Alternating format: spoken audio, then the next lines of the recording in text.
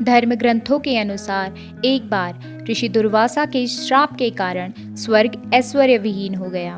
तब सभी देवता भगवान विष्णु के पास गए। भगवान विष्णु ने उन्हें असुरों के साथ मिलकर समुद्र मंथन का उपाय बताया और यह भी बताया कि समुद्र मंथन से जो अमृत निकलेगा उसे ग्रहण कर तुम अमर हो जाओगे। यह बात जब देवताओं ने असुरों के राजा बलि को बताई तो वह सभी समुद्र मंथन के लिए तैयार हो गए। वासुकी नाग की नीति बनाई गई और मंदराचल पर्वत की सहायता से समुद्र को मथा गया।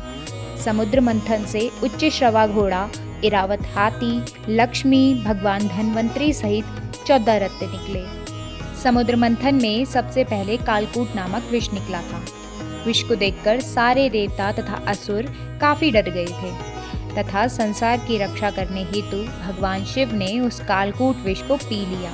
इसका अर्थ है कि परमात्मा हर इंसान के मन में ही स्थित होते हैं। अगर हम सबको परमात्मा रूपी अमृत की इच्छा है तो सबसे पहले हम सबको अपने मन को मथना पड़ेगा। जब हम अपने मन को मथेंगे तो सबसे पहले हमारे मन से बुरे विचार रूपी विष ही निकलेंगे। दूसरा रत्न था कामधेनु। समुद्र मंथन के दौरान दूसरे नंबर पर थी कामधेनु गाय। वह अग्निहोत्र यज्ञ की सामग्री उत्पन्न करने वाली गाय थी। इसीलिए कामधेनु गाय को ब्रह्मवादी ऋषियों ने धारण किया।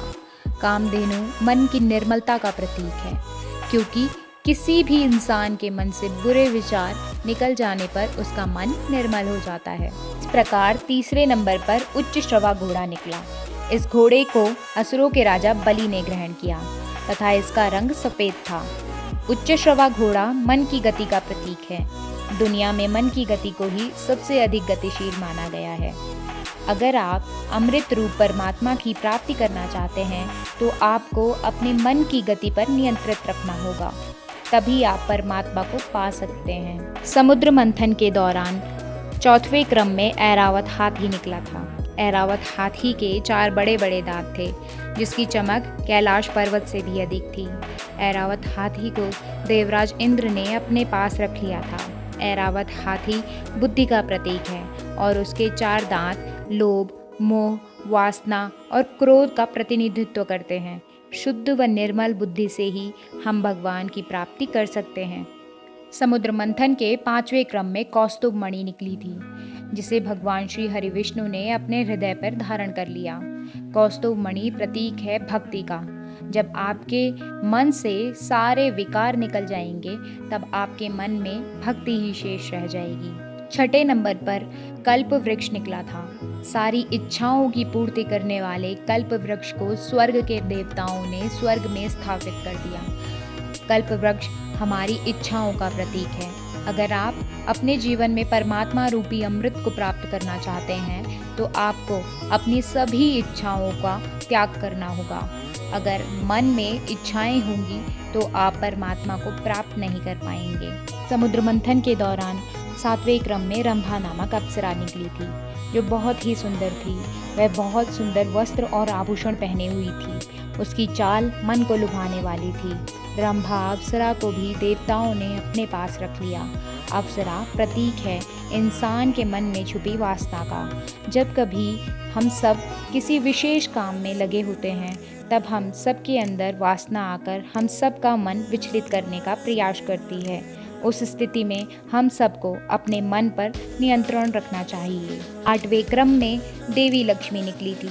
देवी लक्ष्मी को देखकर देवता तथा असुर चाहते थे कि वह उन्हें अपने पास रख ले, किंतु देवी लक्ष्मी ने श्री हरि विष्णु को मन में ही अपना पति स्वीकार कर लिया था।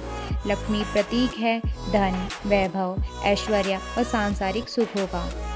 समुद्र मंथन के दौरान 9वें क्रम में वारुणी देवी निकली थी। सभी देवताओं की अनुमति से इसे असुरों ने ले लिया। वारुणी का अर्थ होता है मदिरा यानी नशा। इंसानों में नशा कैसा भी हो, संसार और समाज के लिए वह बुरा ही होता है। 10वें क्रम में चंद्रमा निकला, जिसे भगवान शिव ने अपने मस्तक पर धारण कर दिया। चंद्रमा प्रतीक है शीतलता का। जब हम सभी लोग बुरे विचार, लालच, वासना, नशा आदि से मुक्त हो जाएंगे तब हम सबका मन चंद्रमा की तरह शीतल हो जाएगा। ऐसे ही मन वाले भक्तों को परमात्मा रूपी अमृत प्राप्त होता है। 11वें क्रम में पारिजात वृक्ष निकला था। इस वृक्ष की विशेषता थी कि इसे छूते ही सारे शरीर की थकान मिट जाती थी। पारिजात वृक्ष को भी देवताओं ने अपने पास रख लिया। पारिजात वृक्ष का अर्थ है मनुष्य को सफलता से पहले मिलने वाली शांति।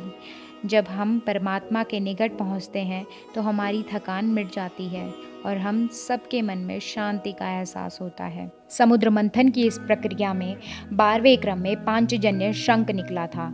इसे श्री हरि विष्णु ने ग्रहण कर लिया। शंख को विजय का प्रतीक माना गया है। इसी के साथ शंख ध्वनि बहुत शुभ मानी जाती है। समुद्र मंथन के अंत में भगवान धन्वंतरी अमृत कलश लेकर निकले थे।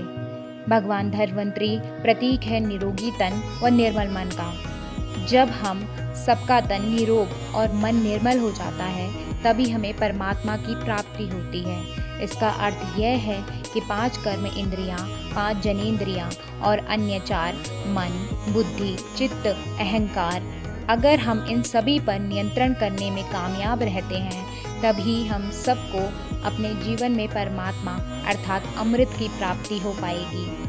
आशा करते हैं आप सभी को यह ज्ञान पसंद आया होगा तथा समझ आया होगा। पसंद आया है तो अपने सभी सगे संबंधियों और दोस्तों के साथ साझा करें। साथ ही लाइक करें और सब्सक्राइब करें। आज के लिए बस इतना ही। फिर आएंगे एक अनोखे ज्ञान के साथ। धन्यवाद।